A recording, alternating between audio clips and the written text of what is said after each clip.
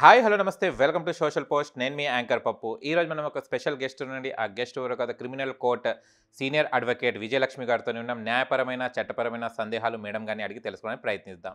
నమస్తే మేడం. నమస్తే అమ్మా. ఎలా ఉన్నారు? బాగున్నామ్మా. ఓకే. ఒకవేళ భార్యకి పిల్లలు పుట్టకుంటే విడాకులు ఇచ్చే ఛాన్స్ ఉంటుందా భర్తకి? అలా ఏం లేదమ్మా. ఏ చట్టంలోని మా పెళ్ళానికి పిల్లలు పుట్టకపోతే విడాకులు ఇవ్వచ్చు అని ఏం లేదు. ఒకవేళ మగవాడు గనక వాడు పిల్లలు పుట్టించే సామర్థ్యం లేకపోతే ఈ అమ్మాయి వాడికి విడాకులు ఇచ్చేయచ్చా? అది ఎవరు అడగరే? వీడిని వదిలేయచ్చా?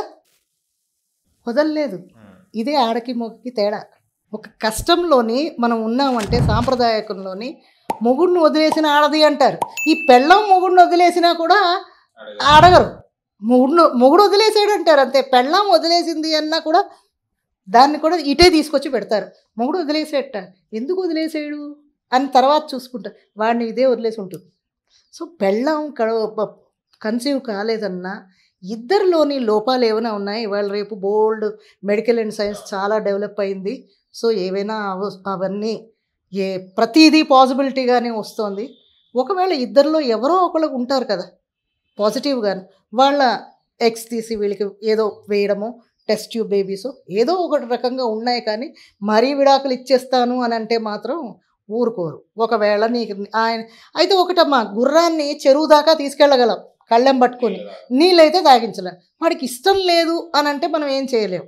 దానికి తగ్గ కాంపన్సేషన్ ఇచ్చి నీ చావు నువ్వు చావు అంతే.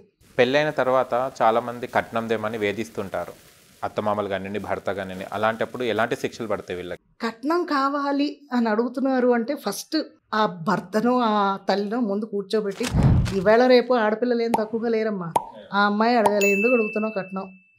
నాకేమైనా వంకర్లు ఉన్నాయా? లేదు కదా. నేనేం పనికిరాని దాన్ని కాదు కదా. పెళ్ళి అయిన తర్వాత కట్నం అడుగుతున్నావు అంటే అసలు ఇవ్వకూడదు. పెళ్ళిలో ఏమైనా మాట్లాడుకుని ఉంటే ఏదో ఇచ్చుకోవడాలు పుచ్చుకోవడాలు ఉంటే ఓకే. పెళ్ళి అయ్యాక కూడా ఇంకా మీ అమ్మ నాన్న దగ్గర నుంచి అంటే చాలా తప్పది. కేసులు అంటే అమ్మ ఒకటి పప్పు. ఇక్కడ ఏంటో తెలిసిన, కేసుల వరకు వెళ్ళాయంటే కాపురాలు నిలబడవు.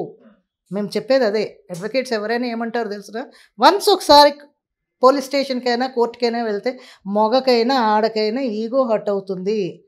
మేము వాదించేస్తాం కోర్టులోని, కలిసి ఉండండి అని చెప్తాం, కానీ వీళ్ళిద్దరు మనసు కలవదు. వన్స్ ఒకసారి బయటకు వచ్చారు అంటే ఆ సంసారం చాలా కష్టం. ఎంత కొట్టుకున్నా ఎంత గొడవలున్నా 4 గోడల మధ్యనే జరగాలి అని పూర్వకాలం నుంచి పెద్దలు అనేవారు.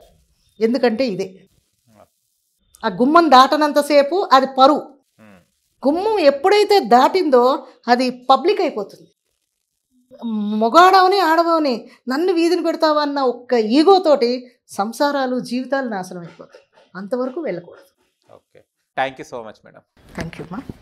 చూశారు కదా ఫ్రెండ్స్, మీకు కనుక మా వీడియో నచ్చి లైక్ చేయండి, షేర్ చేయండి, కామెంట్ చేయండి, సబ్స్క్రైబ్ ఛానల్ అక్కడ గంట సింబల్ టంగున కొట్టండి. నేను మీ యాంకర్ పప్పు. బాయ్.